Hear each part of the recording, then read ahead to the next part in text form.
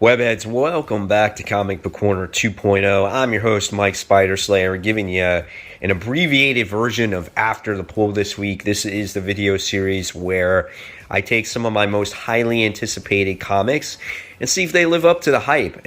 This week we have 5 comics that we're going to be talking about, and we're kicking it off with number 5.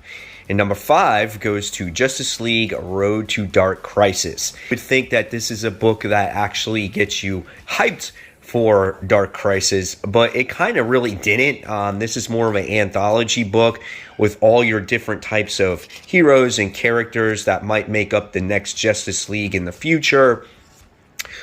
Teaming up or reminiscing about the Justice League or doing a little action or adventure. The artwork in this book overall is pretty good, but you get different artists throughout. So not a horrible book, but it was a little bit different than what I was expecting when reading this book. So it was okay. Will it stay number 5? Probably not, as I have quite a few books left to read. All right, coming in at number 4, we have Miles Morales, SpiderMan. This is issue 38. Once again, this did not really blow me out of the water, as Miles Morales has not, even though this is an off-world tale or alternate dimension where his evil clone is ruling Brooklyn. They made all this hype about his sister being like Captain Billy and whatnot, and I didn't find her very entertaining. And I figure what the problem with this book on what it lacks is really character development. I don't find myself ever really attached to any of the characters in this series. There was good action, but when you have a character where all he says is glorp, I mean, to me that's just, I'm going to say it, it's just a little bit lazy writing.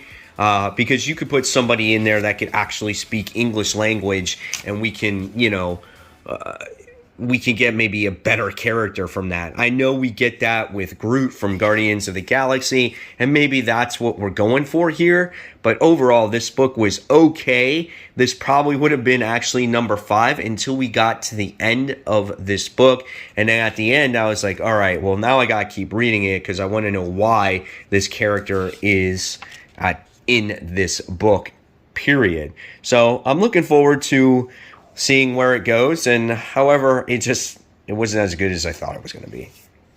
All right, coming in at number 3, we have Ghost Rider issue 3. It took a long time for this book to come out, but this is a really well-written book.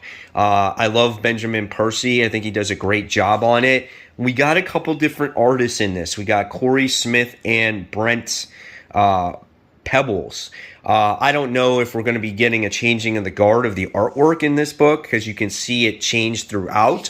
Some panels is really, really good, especially the Ghost Rider panels, and the Johnny Storm panels, though, are not as good. It's a very supernatural-like book.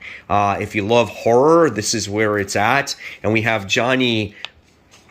basically, did I say Johnny Storm? Obviously, Johnny Blaze, basically going against this big ass freaking 18-wheeler demon, which was so much fun. Again, this book has lots of gore. Just an overall, just fun book. Like, look at that page right there. So well done. Absolutely phenomenal. I definitely say pick up Ghost Rider. You can find issues 1 and 2 on the racks today. They have 3 printings of issue 1. All right. Number 2, we have Shadow War Omega. This is issue 1, which is actually the conclusion of Shadow War. This book had a little bit of everything, and I really enjoyed this event overall. The artwork is really good in this book. Absolutely amazing. Love the facial expressions. The paneling work in this book was really good. And we get basically the conclusion of what happens with Talia, Deathstroke, everything that has happened, the relationship between Batman and Damian, Angel Breaker, just all these different types of things. Overall, a fun read. By the time you wind up getting to the end of this, again, you get this interesting plot with Deathstroke and if he's alive or dead, and how it kind of leads into Dark Crisis. So this is a book that you must read. Great event overall. Loved it.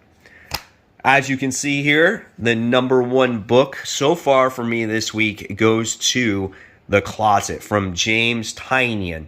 This book is absolutely amazing. I read this like 8 o'clock, 8:30 last night. It was dark outside. I wanted to get that extra feel to it, that horrific feel. And we all been there. We all been afraid of the dark. We've all seen scary movies, right? And this book just starts off with this guy who is moving, and he's talking to his bartender. He's trying to get tape. He recognizes that his kid is afraid of monsters in the closet and whatnot, and he's hoping for a brand new beginning with his wife and his kid and all that kinds of stuff. And it's just an easygoing tale at first, just a normal Joe Schmo, right? Then you get introduced to the little boy. I think his name is Jamie. You get the closet. And this is just something you would see out of a horror movie. The kid goes to bed, and the creature just all of a sudden just appears out of the closet. And then here is the paneling right here, and he's there, and the kid freaks out. And again, it's just something you would see out of a horror movie. Like, look at that. That is super creepy as hell. And the creature walks to him with that creepy ass grin, and he gets on top of him on his bed. I mean, it's just insane.